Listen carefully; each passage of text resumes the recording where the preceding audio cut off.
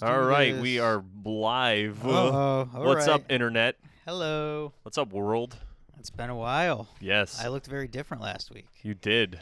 You were not here last week. I wasn't here last No. week. What's going on, everybody? What is up? Welcome to the podcast. We have no guests tonight. It's just me and Adam doing it solo mente. Everybody was asking us. Everybody. I mean, all you guys, all two of you were like, why don't you guys ever talk about yourselves? We don't know about you.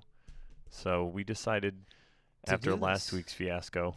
Oh, it wasn't a fiasco. No, it was fun, man. I had a good time last week. We had Danny Mac on. If you guys haven't seen it, it's on YouTube. I didn't put it up on iTunes yet. I'm thinking of doing something separate, and that's what I actually want to talk about first. We could talk about Yeah, go for it.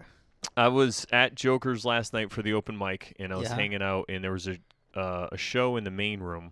We were in the back room.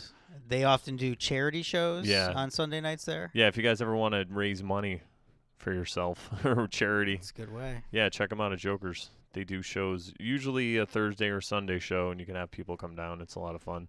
So they were doing that, and I was hanging out with Stash Makita. Yep. He was hosting the show, and Sean Murray, who was actually the headliner last night. Oh, wow. Yeah. That's awesome.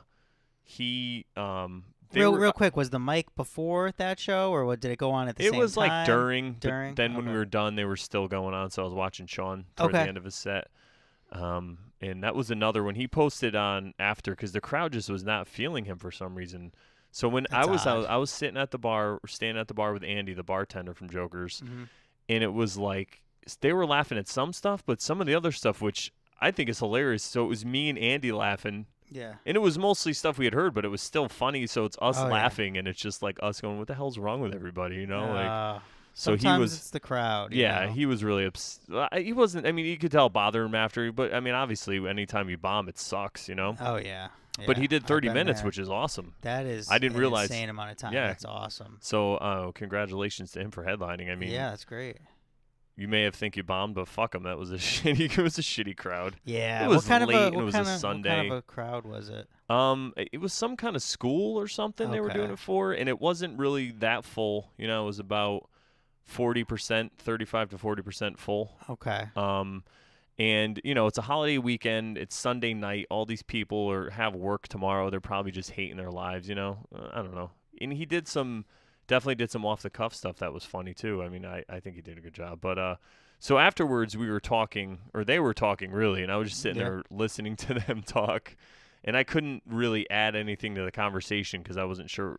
They were talking about a podcast and other stuff that I didn't know, but it was fun to listen to them. And then it gave me the idea that maybe I should start doing a podcast for other comedians, where there's certain comedians that have a nice chemistry together. Yeah. So maybe have them just do their own, like I'll set it up and then they do an hour-long podcast, and then we'll just do random ones and put it out on iTunes. We don't have to broadcast or record it, so I could do it anywhere. Yeah. I don't have to videotape it. Oh, okay. We'll just do an audio one, and I could still put it out through comedylol.com because it's still the channel.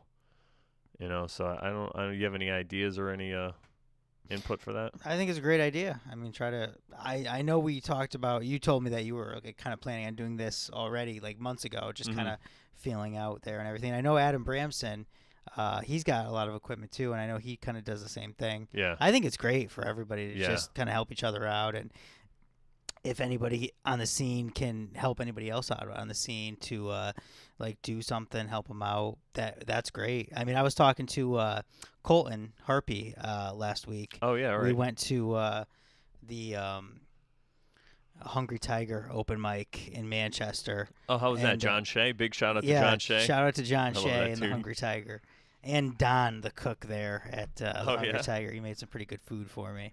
But, I was talking to Colton, and he was on the podcast before, you know, past guest and everything. And he does videos with his friend Chris. Yep. And I was telling him about some of my ideas. We're going to try to get going off the ground and start shooting and everything. Oh, awesome. Possibly down the road. But, yeah, so I think it's great. Anybody helping and willing to help out anybody else on the scene is awesome. Yeah, I think, well, like I said, their conversation was really interesting.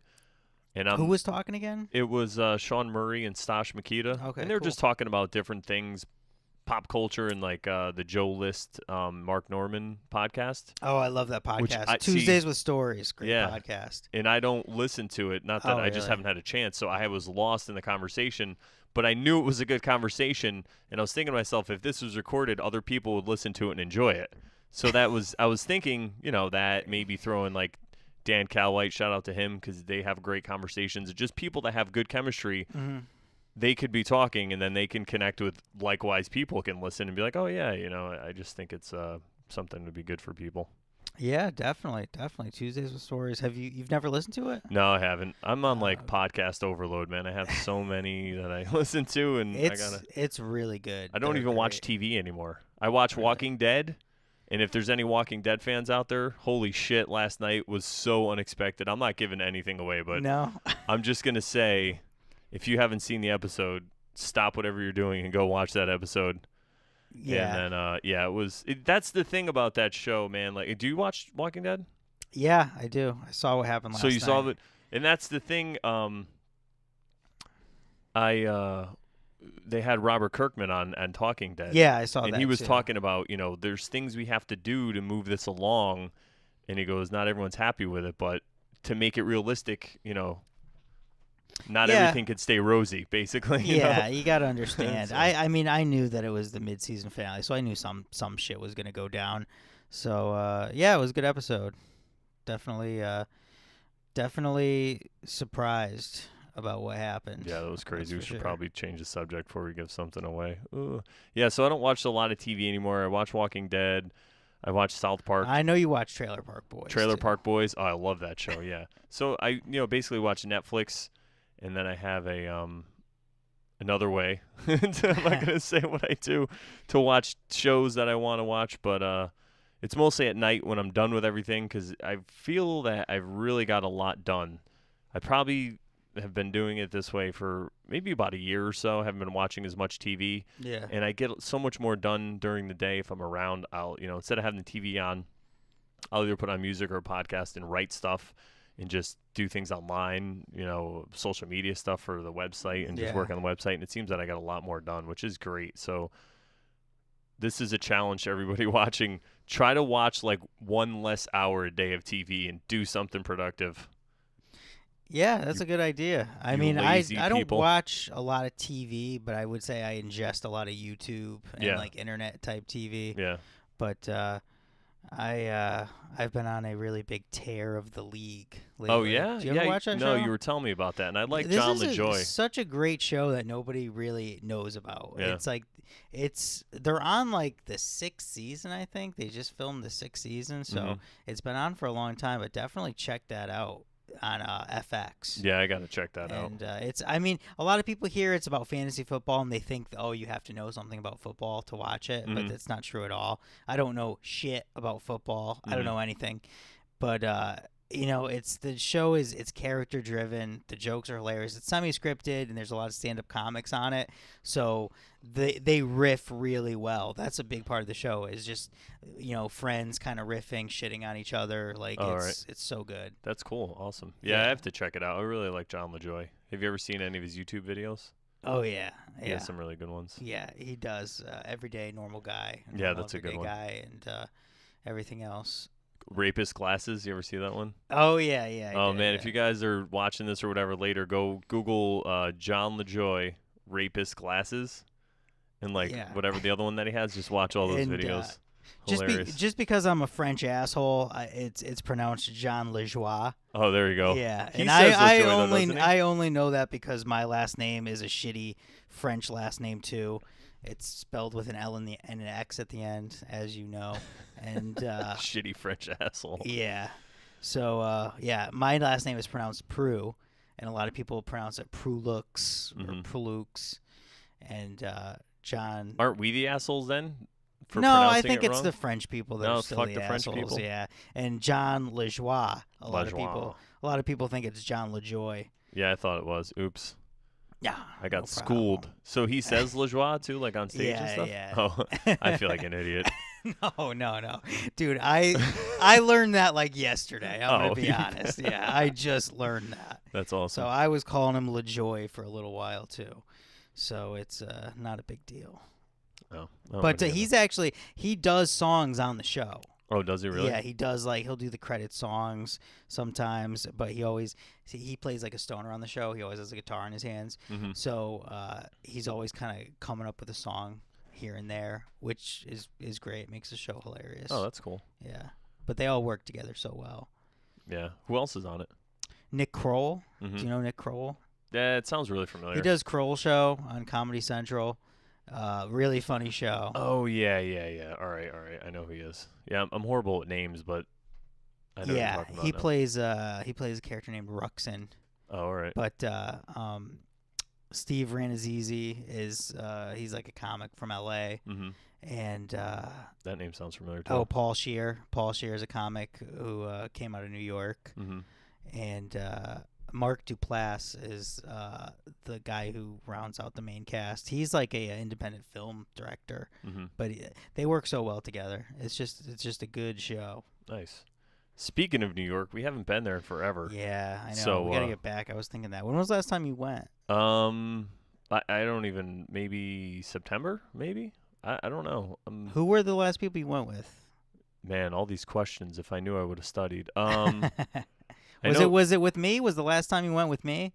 Because I feel like we went. It could have back been in August. Was it August? It could have been August. I know that one time. Then one time I went with Pat Oates and Dan Rice, and obviously Dion was there. But we're gonna go. Oh, I think that might have been after. Yeah, so that might have been. Or no. We definitely went after that. Yeah, so that was August. That was probably August. Wow, we yeah. are slipping. We got it. Well, I just made plans tonight with Mike Briskin. Oh, really? Big shout out to Mike Briskin. He was our guest on #1. Which is only on iTunes. We didn't even have a camera back then. That was way back in the day. Way Jeez. back.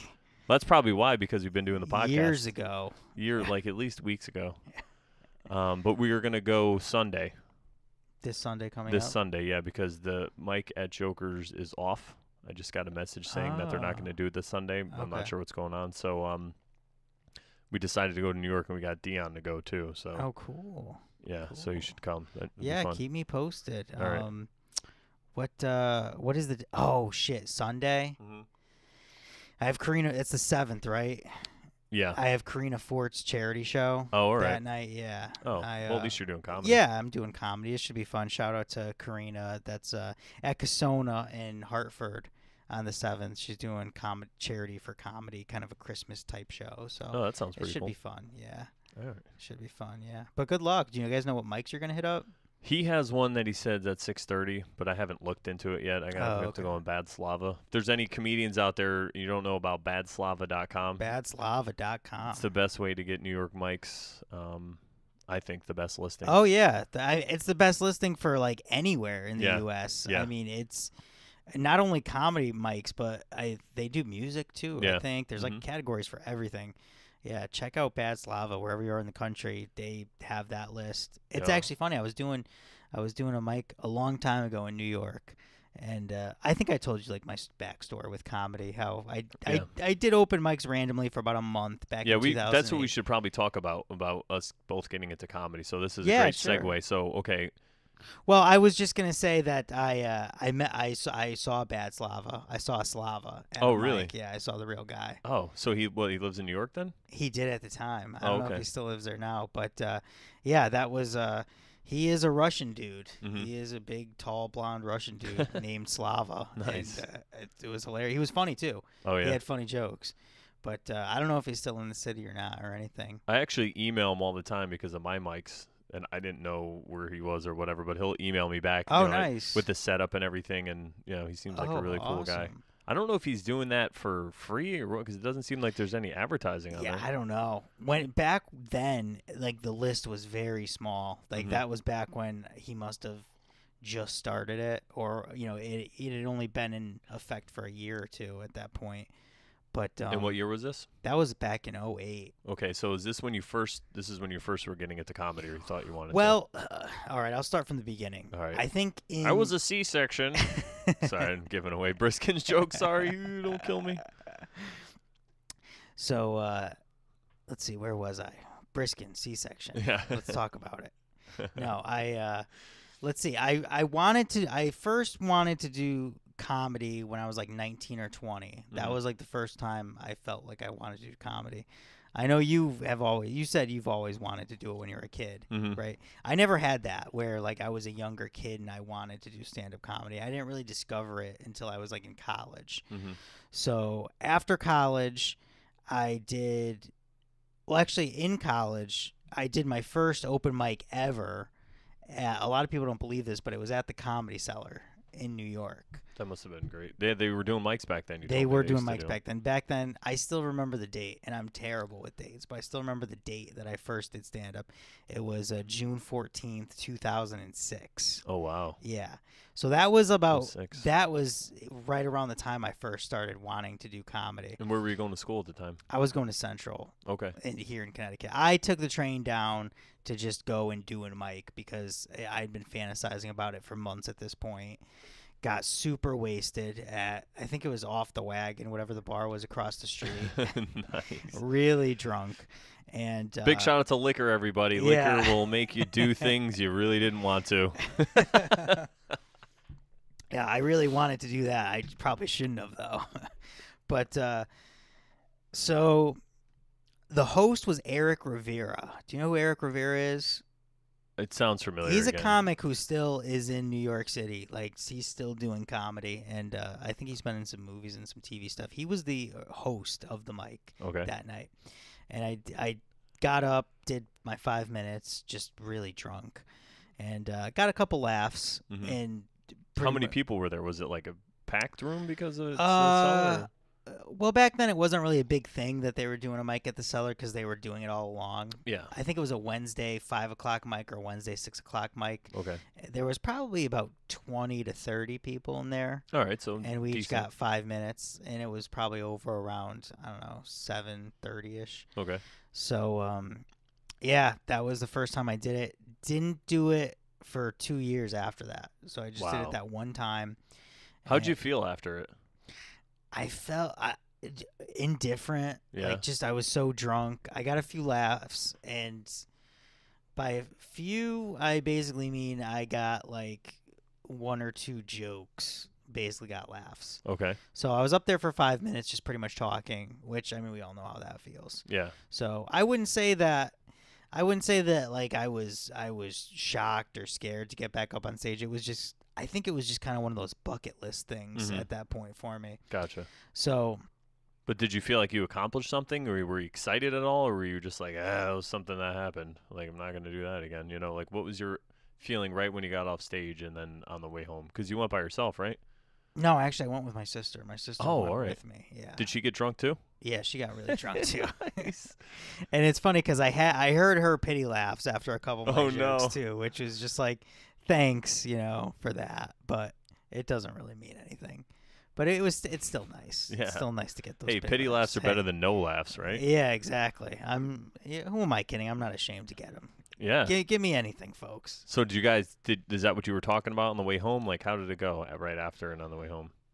We actually we left the mic, and then we went back to the bar and drank more, and then the 8 o'clock show was starting, so we went back down and caught some of the show, and right. DC Benny was on the show, so we saw a little bit of him, but we didn't stay for the whole show because we were just really drunk and we didn't want to.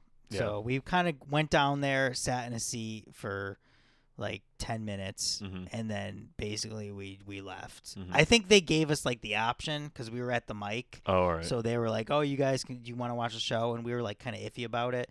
But they were like, "Yeah, if you guys want to sit and watch the show, you can. If you want to leave, like you can still kind of get up and leave." So before they brought us drinks over or anything, we decided to leave. Oh, gotcha. Because we were just drunk at that time. Yeah. And I wanted to just go. But I mean, I remember feeling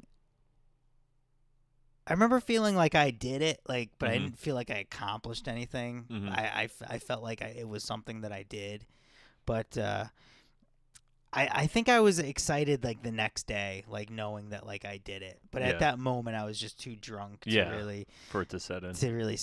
Yeah. So that was It's like anything you do when you're drunk, you know. You run over the neighbor's fence, and the next day it's like, oh shit. Not that I've ever done that. I'm just saying, you guys know what I'm talking about. Oh, you know what I'm talking about. Am I right? Try the veal.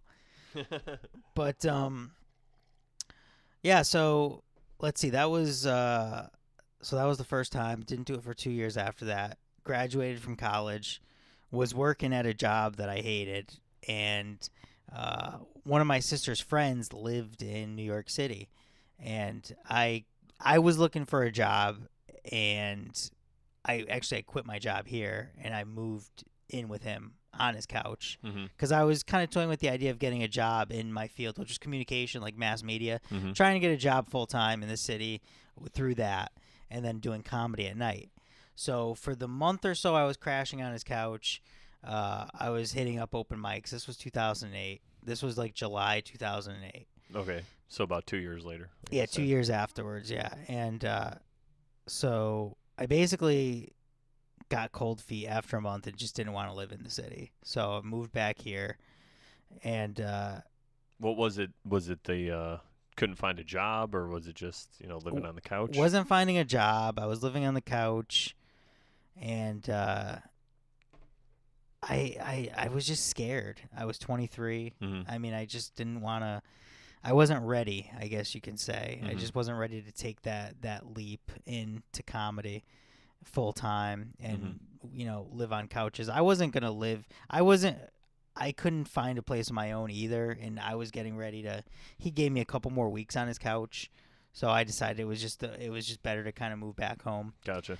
And so after that was 2008, and then yeah, I didn't get back on stage until 2012 Oh wow. when I here in Connecticut at the Funny Bone. Mm-hmm. November 20th, 2012. So I'm like a week over to my 2-year anniversary. Oh nice. That I've been like in it consistently. Yeah, consistent. Yeah. Oh wow. So yeah, that was it's a weird backstory. I kind of was, when you first get into a pool, instead of just jumping in, you kind of like dip your foot in. Uh-huh. I guess I was kind of just dipping my foot in, Mm-hmm. and I was doing it in the city because I didn't think there was any like comedy in Connecticut. I didn't think there was any kind of a comedy scene. I mean, I find with doing it now, I found out that there were people that were still around here Mm-hmm. back then doing it back in '08 and stuff.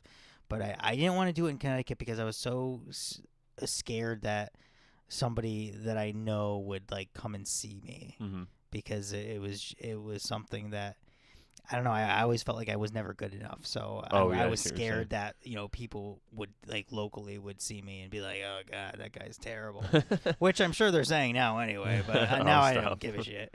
Fuck them. Yeah. I hate when if people judge people that do comedy, or they'll say they afterwards they'll come up to you like, oh yeah, whatever, and I'm like, listen, if you're not on stage and you've never been on stage, then don't say a word. You know what I Yeah, mean? exactly. I mean, if they have advice or whatever, that's great. But if they're trying to criticize you or whatever, it's like you Yeah. have no idea, none. Well, that saying, everybody's a comedian. Yeah. It's, it's so easy to like. Especially in 2014. Shit. Yeah, exactly. There's like 8,000 Connecticut comedians now. I love it. It's great. No shortage for open mics, except for tonight. Oh my God. Oof. Yeah, I just coming back to that, like, so Anthony D's is the kind of place where you could be up there telling jokes, and then you'll hear people at the bar maybe kind of not heckling you as much as just maybe answering back rhetorical questions, Yeah, or making comments. Yeah, making comments, trying to make the friends next to them laugh. Yeah. So it's like in that kind of a situation, yeah, everybody's a comedian, Mm-hmm. but it's like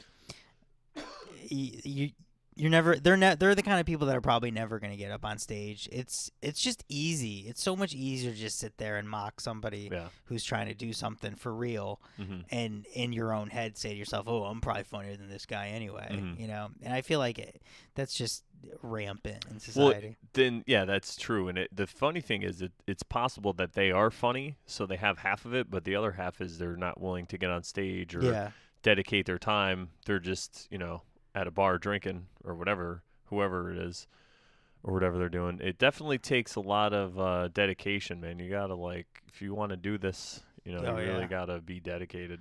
Yeah, because it's not easy. It's definitely not No, something. it's A lot not. of people think that Jerry Seinfeld and Louis C.K. and all these big guys, or Chris Rock, that they're just born and they get on the mic and they just kill it their first time, which is if you hear any of those guys talk, they'll tell you how they had to work hard to get where they Yeah. are, and it takes a lot of work, and you got to figure out what works, because you got to think you can go your whole life being a funny person. So you know around your friends what's going to make people laugh, you know what to say, and you know in the situation. So that's real life, but then on stage, it's a totally different Yeah, animal. it really is. So you got to basically be reborn, get up on stage, and fail a bunch of times to see what's going on. You know, it's kind Yeah. of like if you were driving a car and you were allowed to hit things, you just Yeah. hit stuff until you realize what you can't hit. Some people learn how to drive that way.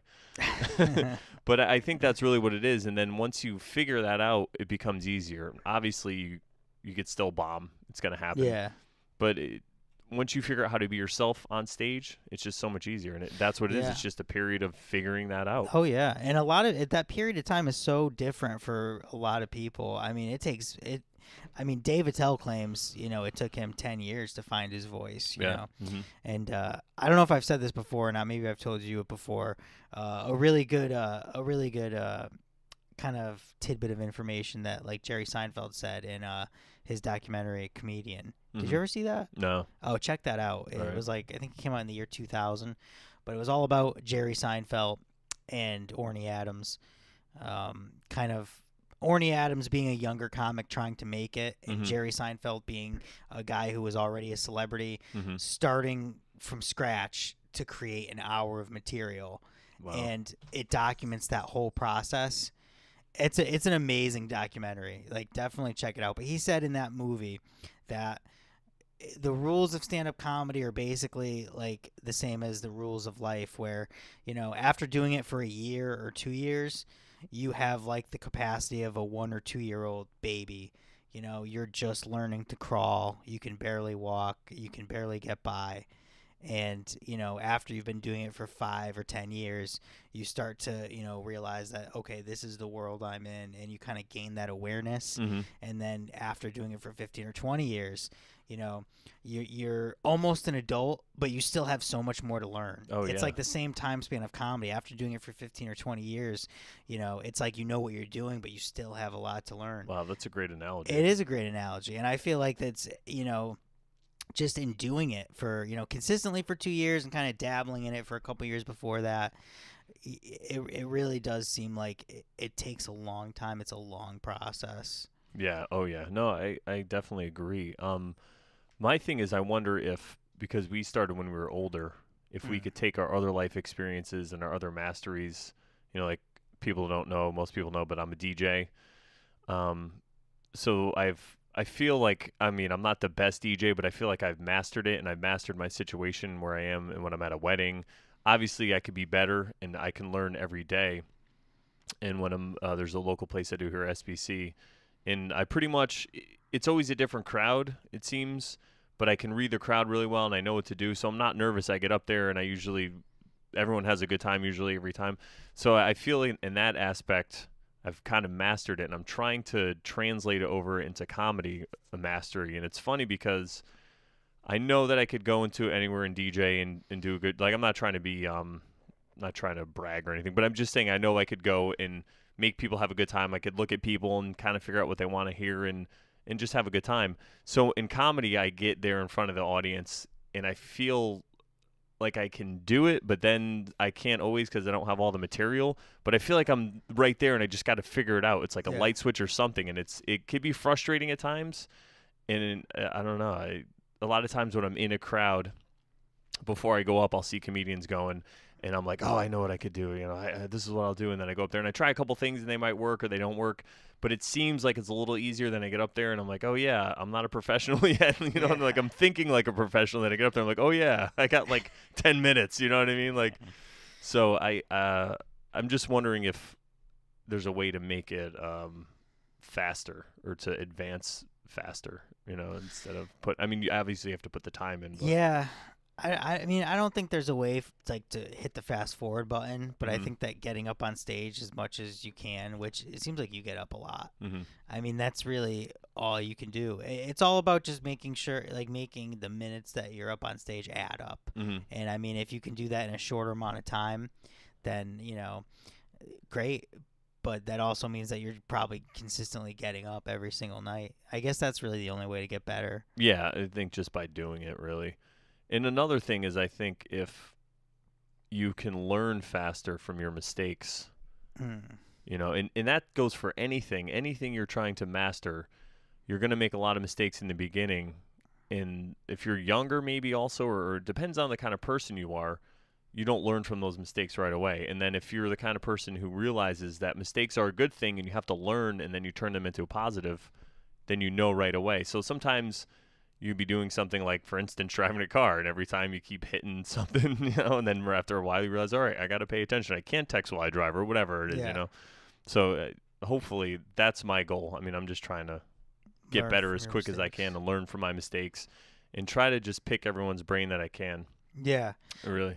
I think that that's the way to do it. And just on your point before, I think that starting later is an advantage in that you have more life experience Mm-hmm. than if you started when you're in your early 20s. I mean, I know it's like a popular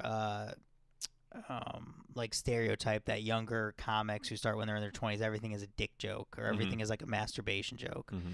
And I think that that's true because that's all younger people might know. Mm-hmm. Whereas if you get some time under your belt and you start later on, then But there are definitely some exceptions. I just want to say that right Oh now yeah. because a Oh, lot there's of, there's exceptions to everything. yeah, yeah, I think that's why I said it's kind of a stereotype yeah, yeah. that Oh yeah, that yeah. younger kids, like when they first start out, everything is like a dick joke or a Yeah, masturbation there's joke. definitely that, but then there's some people that you see, and you're like, I hope he sticks with it, because you can tell somebody that, but it doesn't matter.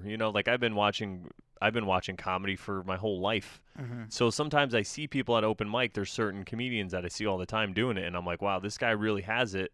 And you could tell them that, but they'll just be like, oh, thanks. They don't really understand. So there's just certain people that I kind of root for in my head, and Yeah. I'm like, I hope he stays with it, and I try to give him some encouragement, Yeah. even the younger guys. But yeah, no, I definitely think that's a stereotype. But it's good to see the older people in there too with their stories and life experiences. I mean, it's just a great. I think if you get a good mix, Yeah. it's really Yeah. nice. I think that the guys who start later might have more life experiences and maybe develop material quicker, but they can pepper in the dick jokes and Yeah, masturbation well, you jokes gotta, between that, of you have to course. have dick jokes, right? Isn't that a five It's minutes of dick jokes mandatory? I don't know. That's right. We all got them. Do you have any good dick jokes that you told?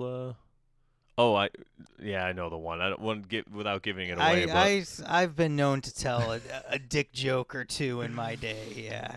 oh man. What about you? I feel like, do you have Um, any jeez, classics any that you classics have in your lineup? in my lineup? No, not really. I don't really. I talk about other things that are probably just as silly. Yeah. Yeah. I mean, and then off the cuff, I will definitely say things if it's someone's talking or whatever. Mm, I'll joke around about dicks and yeah. whatever, Yeah. but nothing I can think of. I don't think we talked about how you started in comedy No, we yet. did not. I am This is interested to hear that. this is how I started. When I was 6, my dad had a camcorder, and I was telling jokes into it at the beach. I think I was. So that was my first start, or 6 or 7. I don't know how old I was. They would know better. I remember that. But then it was years. I was always a big fan of comedy, but I just never knew how to get into it, Yeah. and I just wasn't the type of person. I mean, I went to the Marines, and then I got back and I started working in the car business. But I was just never the type of person to go to New York and try an open mic. And then I remember I bought this book, and I was probably about let's see, 7 or 8 years ago, and it was about stand up. It was Judy, what is her last name? Carter. Judy Carter, the Comedy Bible. Have you ever heard of it? No, I haven't. It's basically a comedy course that you could take, but it's in a book.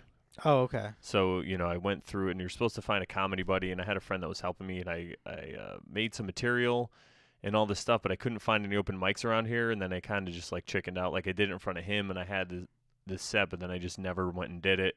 And then, you put it down, and then a week goes by, then a month goes Yeah. by, and then Okay. you're Okay. just, I'm so sorry. What year was that, or when was this? it was about, I think it was '06, Oh, maybe, okay. somewhere around there. And then I made a big life change probably around the end of 2012. It's what their minds were talking about, but it just had to do with me. Sorry, guys. Everybody thought it was the end of the world. It was just me. I just changed. I made a lot of changes. I changed a lot of my diet. I eat a lot healthier. Didn't you lose a lot of weight? Yeah, well, I lost about like 25 pounds or so. Oh, okay. 25, 30 pounds, something like that.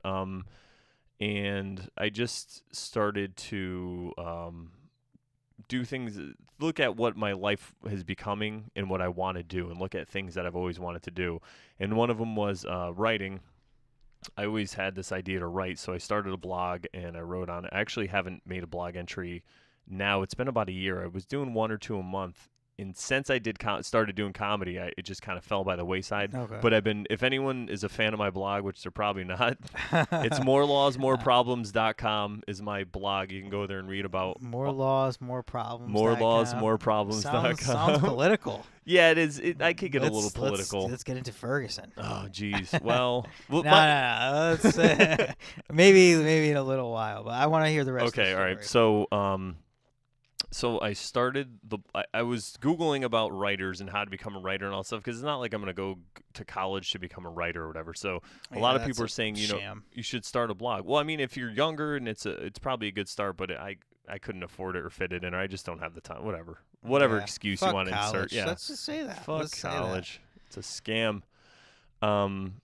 So I started the blog, and then I was writing all the serious stuff, but then I would write funny stuff too. So I started this other blog, and it was I also own this domain. It's called uncookedcomedy.com. Okay. Yeah, I would find all these weird, and I would just this is when I would start writing funny things, and this was getting into the summer, and I had sent I was looking for comedy classes, because I thought to myself, if I took a class, then I would be forced to do it. It wouldn't be on me anymore. I would be at the class and everyone would be doing it, and I figured it'd be something I could learn. It'd be good to get on stage. So I emailed, I think, Jokers, and then there's a couple in the city, and I was always thinking about it. And then finally they emailed me back and saying, and I think it was Dan Calwhite, saying that they had a class coming up, check it out. So then I was starting to write more of the comedy and trying to come up with ideas, and then I went to the class, and this was last September, so September 2013, and that was my first time at an open mic, was sometime in September, because the class was before the open mic. Then I went on the open mic, and it was the first open mic I did. I got a couple laughs, and then there's a couple things that I thought were going to be funny that weren't, which is great for open mics. Yeah, that's now, always the way. But you say things and people are just looking at you like, this is going to be brilliant. Yeah. Oh my God. We've all been there. This is the next bit. And then, yeah. I'm going to have this on my HBO special. This is going to be my opener. Exactly. I'm going to own HBO. So I was, after that, I felt so good. I was driving home, and I was like so happy about it. And I remember I'm friends on Twitter with some other people from, all over the country that are either comedians or open micers, just from listening to certain podcasts. There's one called Kill Tony that they do. Oh, yeah. They do in L.A. Yeah. And for those who don't know, it's done by the Death Squad Podcast Network. It's Kill Tony. It's like an open mic where they have a podcast, and they have these two comedians, Tony Hinchcliffe and Brian Redband, and then they have a guest person on, like they had Bobby Lee, they had Joe Rogan, and somebody will go up there and do a minute at a time, and then they'll critique them, but like in a positive way. They don't sit there and rip them apart. Yeah. And it's really interesting. So they would give those people's Twitter handles. So like I would tweet them to, be like, oh, I like this, whatever. Oh, so, really? Yeah. So we would get to be kind of not know each other, but so when I did it at first, I tweeted a bunch of them, and they were all like supportive about it, and about all my friends that I told finally, because I wasn't telling my friends at first what I was doing. I'm like, oh, I got, like on Wednesdays, I'm like, I got to go do something, and so I stuck with it, and I did the class. It was 8 weeks. I think it was 8 weeks, 6, 7, 8, something like that. And then we had our show in November of last year. It was my first show, and we ended up packing the place. I had a bunch of friends came out. Nice. Shout out to them. Carmen Washington was there. Mike Weiss. You guys were the first class, right? Yeah, the first class in a while, and the place was packed solid. It was great, and I was so nervous. Oh my God, I was. I was just gonna say I would be scared to take that class just because I would be anxious for 8 weeks leading up to this show, and it would drive me insane to the point where I wouldn't have been able to take the class because I'd be so worried about this final night show. Well, I was excited about it because I wanted to do comedy, so I was excited. I wasn't that anxious till the last week I was just nervous, and it wasn't that I was nervous about getting up in front of people. I think that's the bonus of me starting it at a later age because I've been DJing for so many years. I'm used to being in front of people with a microphone. I'm used to talking to people.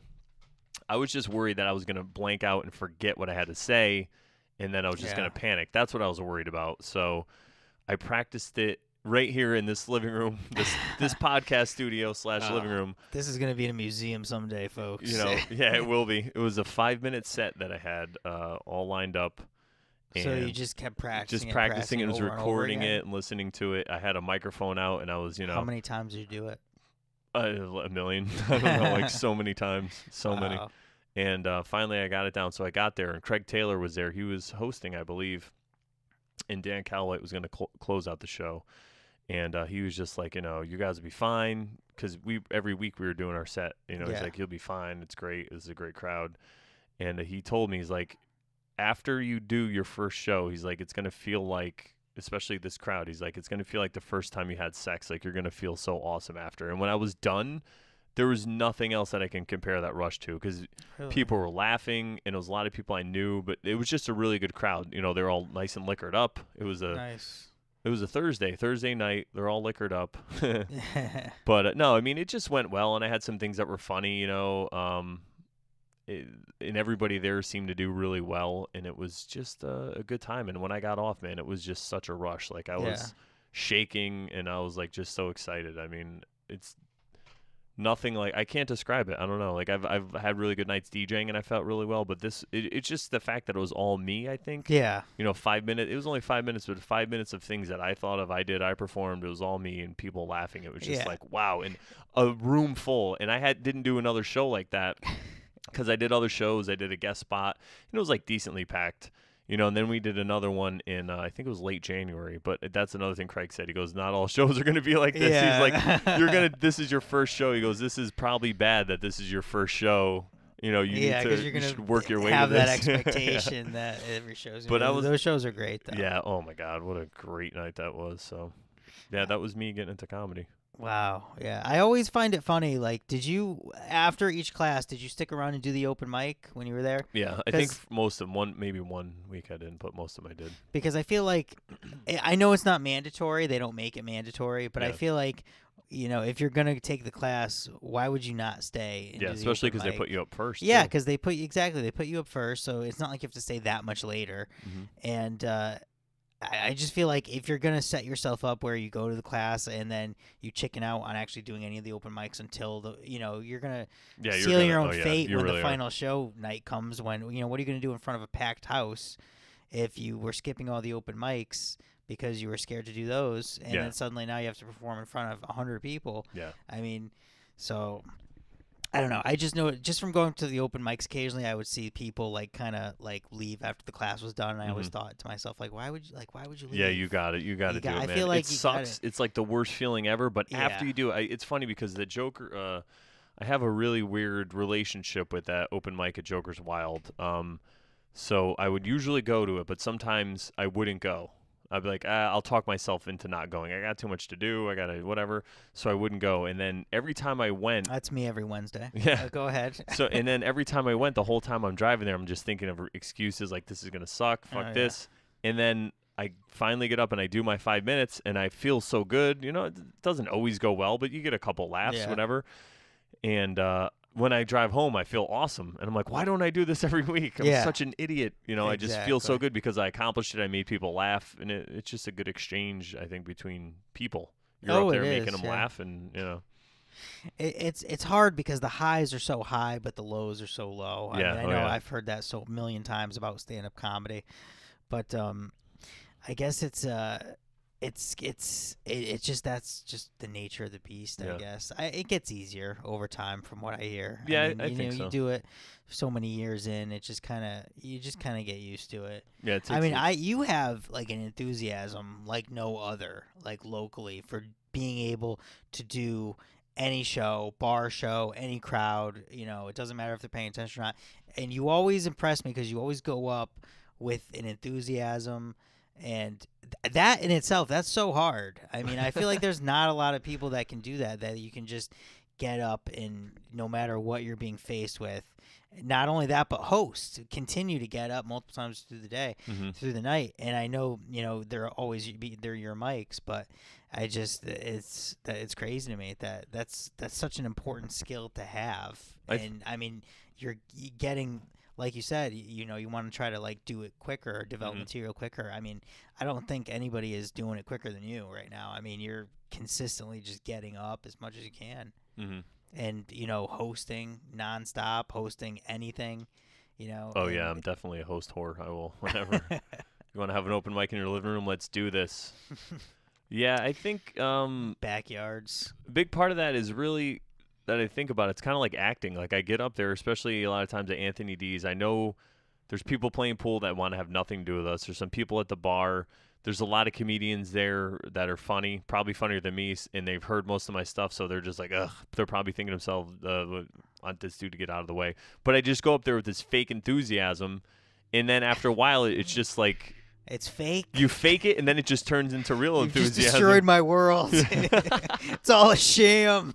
It's fake, and Santa Claus isn't real. At first it is, but then I get kind of excited because people laugh at me being up there, and because they don't expect me to be so happy to be there, So I'm like, hey, what's up? Welcome to Anthony D's. We made another week, and we didn't kill ourselves. Like I always say stuff like that. That does help the other comics, whether or not maybe you don't realize that. Mm-hmm. I mean, if people might not come up and say that to you, but that really does help. Oh, I know. I never really noticed it. I just figured I'd get up there and just make fun of the whole situation, and that's what I do. And it's kind of like the fake it till you make it. I don't know if you ever heard of that saying, and that's what it is. I get up there with the fake, like, how's everyone doing on this lovely Monday night? It's fucking raining and 30 degrees out. Everybody hates themselves. And nobody wants to hear comedy, and it's great, though. So I just get up there, and I'm like, in the face, like it's defiance in their face. Like, I will try to be funny and be happy no matter how hard you want me to eat shit and be sad. Like, screw you. I need to be more like that. I'm the opposite. I'm just like, yeah, you're right. I do suck. I'm going to get off. But it's not that it's easy. And it certainly wasn't easy at first. I had a lot of people help me, which is awesome. That's the thing about the comedy scene. People are a lot more supportive than I thought they were going to be. You can't do it alone. You really, you need help. And when I was first starting this open mic, it was the one at Anthony D's, and a lot of people, I would ask them, I'd send them, like Dan Calwhite, Pat Oates, all those people, what do I do? Should I do this? Should I do that? You guys let me know. Like, I'm not trying to start my own thing and be like, oh, I'm better than you guys. Like, no, let me know. And they were really helpful. And I was really kind of scared at first to host and get up there, but I just would get up there with this funny attitude, just making fun of the situation. And it made the comics laugh, which was good for me. If I could make them laugh and just make silly things, and then I just do some material that I was working on or whatever that bombs. Just keep going. It bombs. But it definitely, I think, has made me a lot more comfortable. Like today, I went to Anthony D's. I walk in, and Mike Briskin's there, Dan Brown's there, and that's it. Except for the people playing pool and some people at the bar. And I was late, so I'm like, oh, no one else is showing up. It's rainy out. It's cold. So we're sitting there talking, and I'm like, I don't care. I'm doing it. Whatever. I'm not going to not do it. So I get up there, and I was standing on stage, and the music stopped for the jukebox, but the TV was on, so you can hear the TV. Was it like the record scratched and everybody went up and stared at you? Well, not really, because the music was off for a little bit, and I'm like, all right, I'm going to do this. But the TV was on, and U2 was singing live without Bono, whatever, for some reason. The guy from Coldplay was singing with them. What? But we could talk about that in a minute. So I'm standing there, and I'm like looking at Cookie to turn it off, but she's on the phone, so she turns it off. Who is Cookie? The bartender? Cat, okay. Cookie. We call her Cookie. So she turned it off, and then it was right at the end of the U2 song. She turned it off, and then I was like, I'm like, I usually have a better band than U2 open for me, guys. Sorry.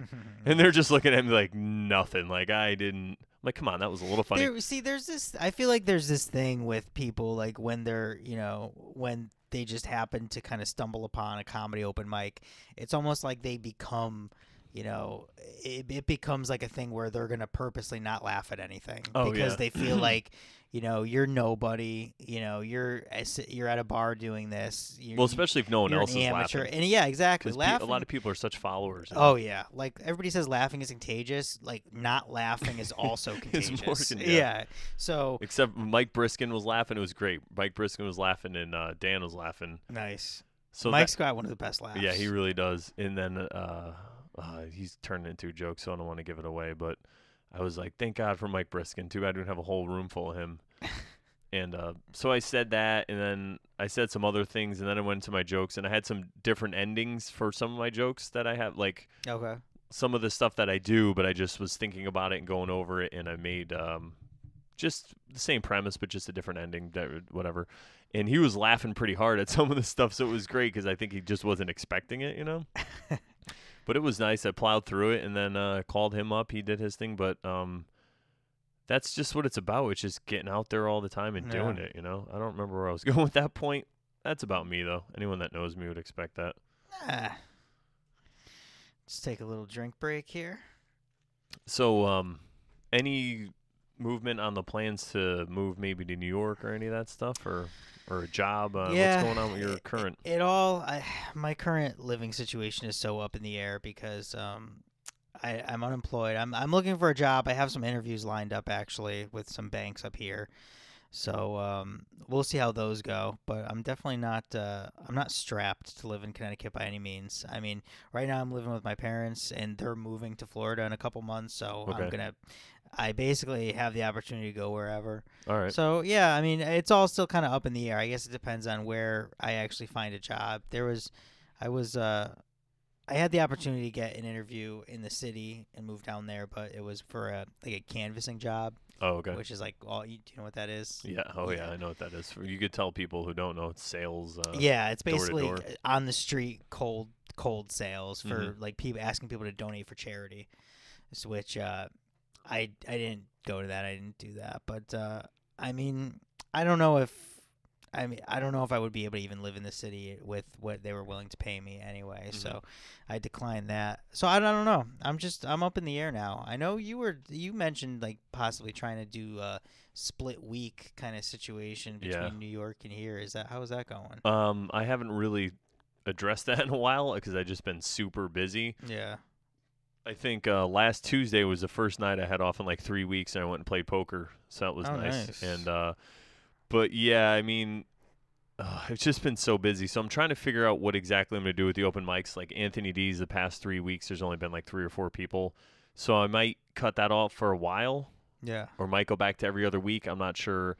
And then the one at Joker's now on Sundays is doing really well, so I'm trying to position myself to where I have a couple days. And now that I'm not DJing Wednesdays at Anthony D's now, so now I have a few days to figure it out. And I'm going to start going back to the city now. Like I want to go next Sunday. Yeah. And I'm going to try to make some connections and, start exploring that again.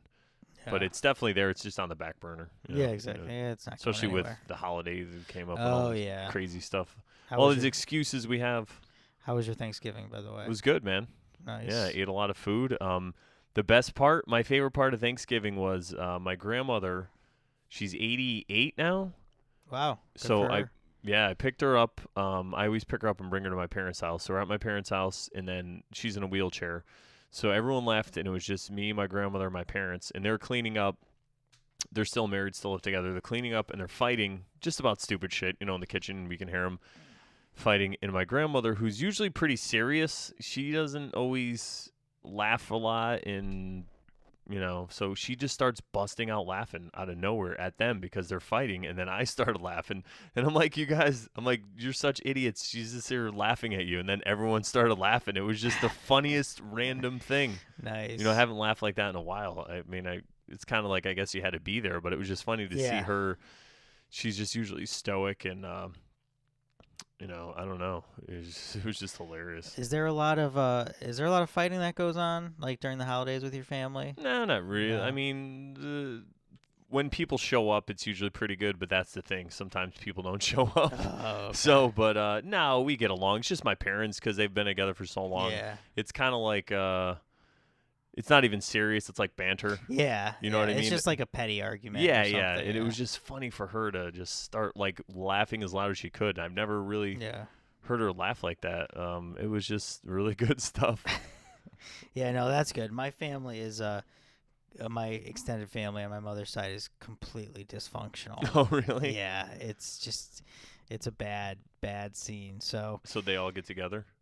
no, Oh, nobody oh. gets together. Oh, all right. Everybody is segregated for the most part. I don't know if that was the right word for that, but separated, not segregated. But yeah, everybody is. I don't know if I should really get into it unless you want to hear No, it. if you want to say it, go ahead and say I'll it. just say this. There's always a fiasco like every holiday for like pretty much my whole life.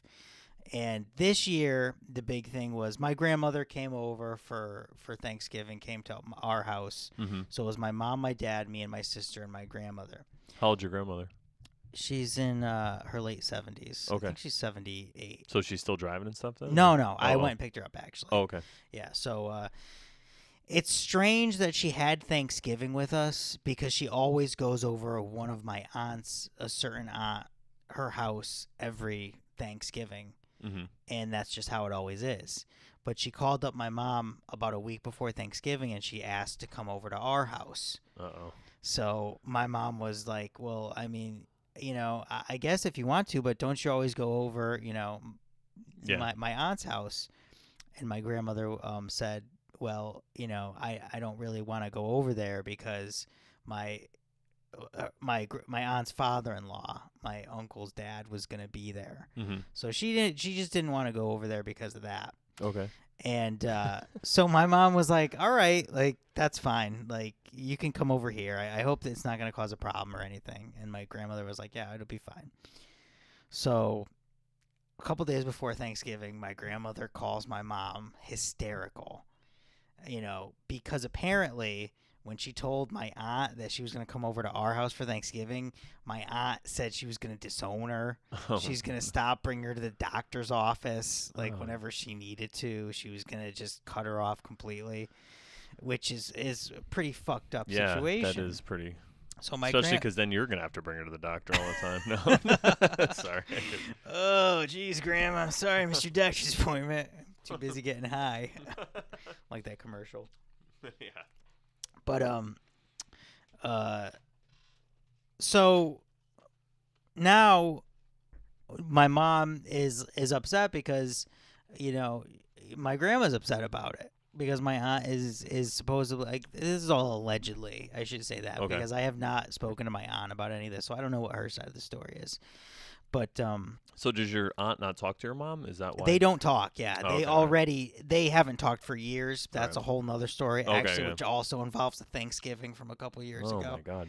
Don't But- people know that we're all gonna be dead? Exactly. There's this Exactly. rapper, Immortal Technique. He's like an underground rapper, fucking awesome. He has this one line that's something like, "In a fucking 100 years from now, everyone you know is going to be dead. So what the fuck is your problem?" Yeah, And I love that. It's like so true. We're all going to be dead, so just get along. Yeah. He's like, in 100 years from now, you and everyone you know is going to be dead. So what the fuck is your problem? It's like, Yeah. it's such great perspective. Exactly. So Less than 100 years. yeah, probably about 100 years, a little less than. But my mom is upset now because, or she was. It's all kind of water under the bridge now. But she was upset because she thinks that my grandmother didn't tell my aunt that because she didn't want to hurt my aunt's feelings. So she made it seem like my mom pressured her into going to Thanksgiving over all right. our house. Gotcha. So which is even more reason for my aunt to be pissed off at my mom. Mm-hmm. So now my mom feels like she looks like the asshole Mm-hmm. because she doesn't talk to either of her sisters, actually. So it's just fucked up. She doesn't talk to one of her other sisters because of I don't even know why, for other reasons completely. But yeah, it's just it's fucked up. It's just, so that was like the big thing this holiday. Mm-hmm. And it's just been like instances like that every holiday season, like over my whole life on my mother's side, that it makes me fucking wonder, like what the fuck. You know, like why are you all acting like that? And then like it's like that mentality has kind of been passed down through the generations. Mm-hmm. Now me and one of my cousins, who I was very close with when we were kids, we were good friends. He has basically disowned me. I haven't talked to him in about 3 years. What happened there? This is such a stupid story. Okay. So basically what happened was... It might be a stupid story, but people need to hear it because other people are probably in a similar situation and they don't realize how stupid... Like, we're all going to be dead in 100 years, all right? I'm just going to keep telling you that. Yeah. In the year... What 100 years? 2115. I'm so smart. 2114. We're all going to be dead, all right? Exactly. So fucking quit whatever it is and go say you love somebody that you think you hate. I don't know. Exactly. So... this was before I started doing stand-up. Back in, I think, April 2012, I invited my cousin Steve along with me I won a trip through my job. I was given an award through the bank that I worked at, and the reward was a vacation to Savannah, Georgia for a couple days. Oh, wow. And I kind of owed my cousin. I didn't owe him a vacation, but I was supposed to go on vacation with him to Florida a couple years before that, and I had to back out on him. So he ended up going by himself, like down to Florida for a couple days. So I was given this trip. I was able to bring one guest. I wanted to bring him because I feel like, oh, let's like go do this vacation.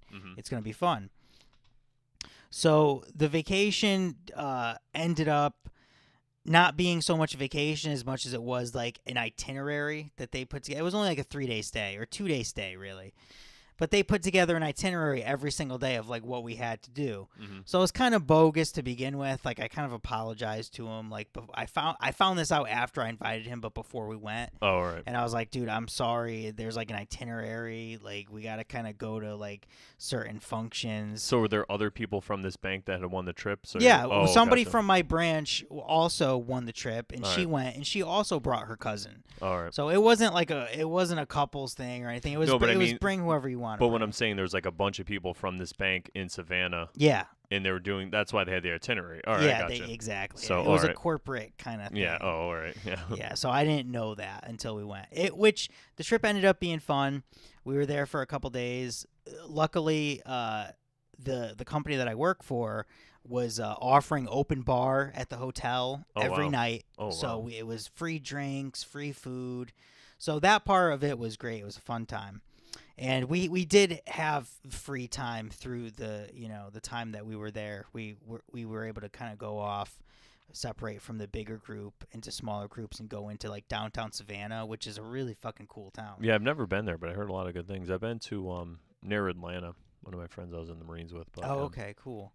Go ahead though. But Savannah's it's like a very southern-esque town. So we were having fun, and the last night came, and it was about midnight. And we had to get a 7 a.m. flight to leave the next day, and my cousin wanted to go back into Savannah, which was across the river. We were staying at a hotel, which was like across a river. So the only way to get over there was like a ferry. And it was about midnight. We had to wake up for like 7 the next morning. I was like, I'm going back to bed. And he didn't want to go to bed. He wanted to go back downtown. I said, all right, I'm not going. The friend of mine who worked at the same branch as me and her cousin were also said they were going to bed. So it was about 12:30. We all went back to the hotel rooms. He went off to downtown Savannah to just party with some other people that were like with the bank. I didn't even know. They were just his ride in. Gotcha. So he comes back to the hotel room at like 5:30 in the morning and just passes out. So 7 o'clock comes. I can't wake him up. Oh no. I can't fucking get him up at all. I'm fucking splashing water on his face. I'm screaming in his ear. He is not waking up. And cut to before a couple days earlier, before I left, my aunt telling me, Steve is hard to wake up in the mornings because when we went to the airport leaving Connecticut, she was like, "Oh, I hope he wakes up because he was out the other night. He was out last night drinking, so I hope he wakes up for you because he's hard to get up in the morning." He's hard to get up in the morning, aka he's a blackout drunk who just gets so hammered he doesn't know he's not even in this universe. Yeah, pretty much. So he's hard to wake up. That's a rationalization right there. No, he's not hard to wake up. He's just unconscious. Like, all right, go ahead. So I'm hard to wake up, but yeah. Anyway. So, anyway, he was already awake when I went to his place and he drove me to the airport. His car was at the airport and everything. So now it's the morning that we're supposed to leave. I'm seeing the side that my aunt was talking about. He's hard to wake up. I can't fucking get this kid up. I have to leave. The bus was leaving the hotel with all my coworkers in it. Oh my God. In 5 minutes. So I left him. Oh no. Yeah. It was a like I did not want to do it. I felt awful about it. Yeah. But I felt like that was what I had to do. I couldn't not get on the bus and then have everybody think like what happened to Adam, because I was scared that they would think whatever. I was in the mentality of thinking like it looked bad on me that if I wasn't on the bus. I have a great idea to go back to the airport. Pause right now because we're at an hour. We'll stop and then we'll start part 2 with the conclusion of the story. Okay. So if you guys want to hear what happens, stick around. We'll be right back.